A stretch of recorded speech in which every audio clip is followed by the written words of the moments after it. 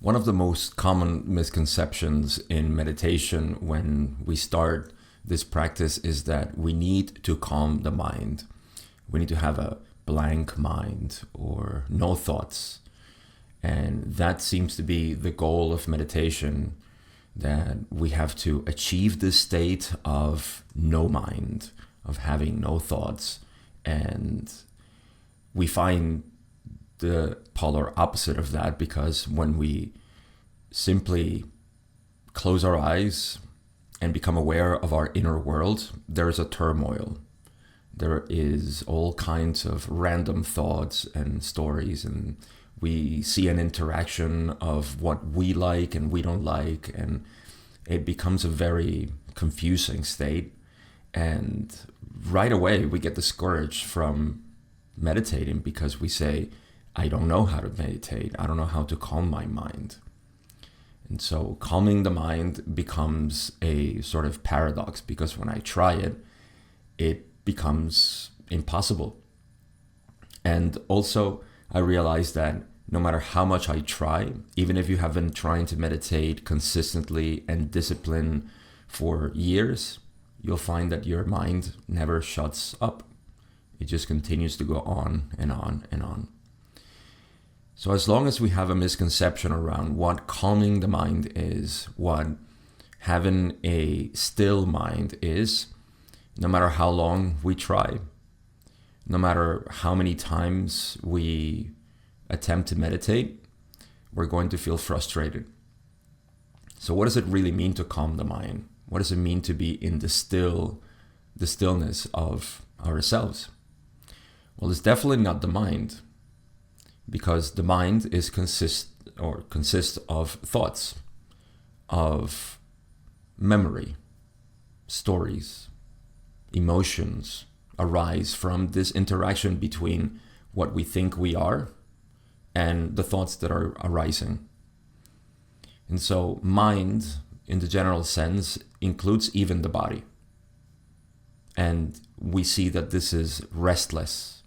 The nature of mind and body is to be moving, to be vibrating. To try to calm it is to move it away, to push it in a different direction. And this self that arises as the one that wants to still the mind or the body is itself movement. It's not who you are. So the first thing we need to do is to get our identity right.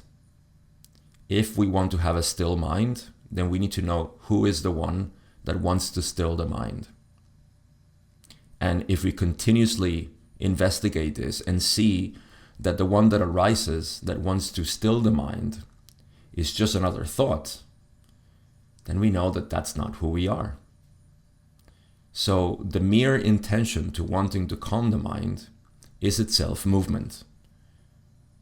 We see two things here. The first one, I'm not that. The second is that whenever that persists, it exacerbates the agitation of the mind, and it further darkens who we are. The moment we establish ourselves in our true being, which is that who is aware of the mind, that is the most intimate reference that we have to I, or the self, that which is aware of the mind.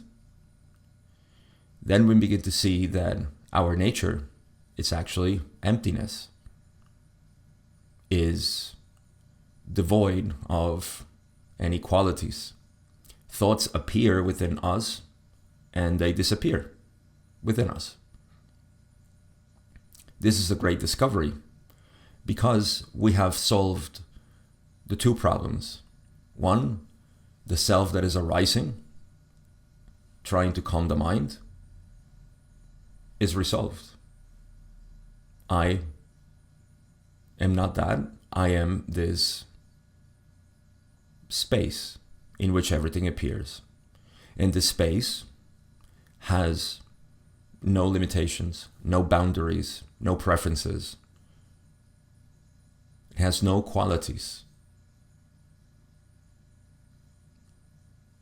And then we resolve the other problem, which is the problem of movement. Because that which I am is not a movement. That which I am is stillness itself. At this moment, we know that stillness is what we are. And all we need to do is remember. Let the mind be what it wants to do. And you be you. You'll see that the mind never stops. And you don't depend on that. The more you focus your attention on yourself, paradoxically, the attention that we bring to the mind lowers. And so its activity, by simple lack of energy, lack of attention, reduces. But this is not something you should look for, because that's not who you are. You shouldn't be looking to calm the mind, because the moment you start is the separate self arising, wanting that. It is the recognition that you are already free from the thinking mind, just like you are free from sights and sounds that are simply coming to you, and you're just receiving them and letting them go. You're not clinging onto them, nor you are rejecting them. They're just coming and going. Likewise, the mind is just a stream of thoughts that come and go. And the more you realize, the more you live within yourself, the more this feeling of being, this spacious being, expands in your experience. To meditate, as we say, having a blank mind or a still mind, is making a reference to be who you are and let the mind be what it wants to be. Do not interfere with the mind. If a body of water is moving and we want to still the water, do we try to flatten it with our hands or with another tool, with a substance? Do we add things to it? Do we remove water from it? We don't. To have a still body of water, we need to simply wait and watch. Only there can you get a clear reflection of yourself. And that is precisely what happens over time as you simply abide in your being. You rest as you are, and you allow the mind to be as it is.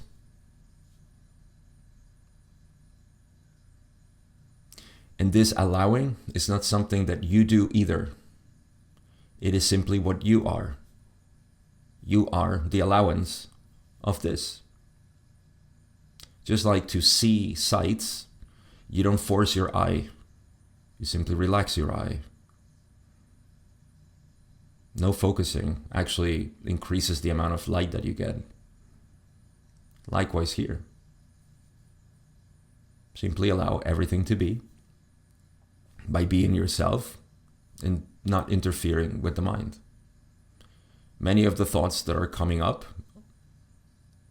is because they have been either repressed or they have been invested with an identity that is not who we are. And so they continue to revolve and recycle. So we just simply let them be. Realize in this moment that what you refer when you say I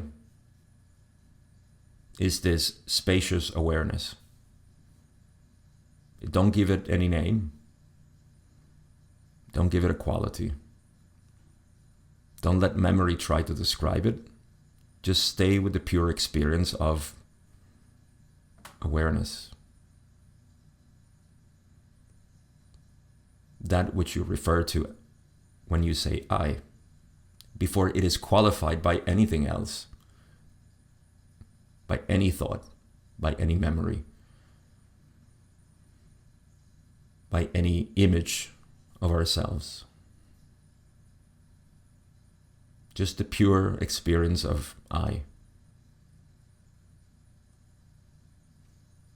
Watch as all the thoughts come and go, and you don't need to produce the thoughts because you're not producing them, and you're not pushing them away either. They're going on their own.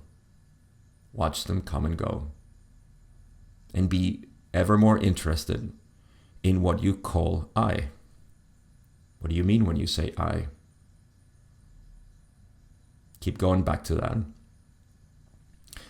which is another way of saying return attention to its source instead of the thoughts, instead of the separate self that arises to wants to control the thoughts, to push them away or to get invested in them.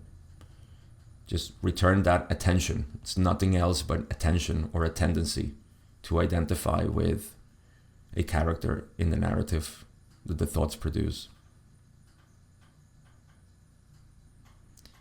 So the purpose of meditation, when we say to have a still mind, is referring to this pure awareness that you are and nothing else. It is, again, a result of recognizing who you are in the moment. The other bonus that I will add here is that this is not reserved to formal sitting in meditation. This can happen throughout the day, and it should happen throughout the day, because that's what we call the meditative state. And it doesn't require that you sit formally for a period amount of time, even though that is helpful and it's fully encouraged. So this is all I have to share today. I hope this video is helpful and that your meditation gets improved by removing the idea that you have to still the mind somehow, that you're in charge of calming your own mind. We take away that responsibility and we just simply rest as we are. I hope this video was helpful to improve your meditation practice. If you want to know more about this method and this practice of simply returning our attention to ourselves and knowing who we are, then go to my community in Skool, which you can find the link in the description. And if you want to know more about what we could do together, if you need help with this practice, book a call with me so we can talk about where you feel you're at and what are your blockages, what may be in need of improvement, and we can talk about what we could do together to guide you through this process. Again, I hope this video was very helpful for your meditation practice. Thank you for watching it, and I'll see you in the next video.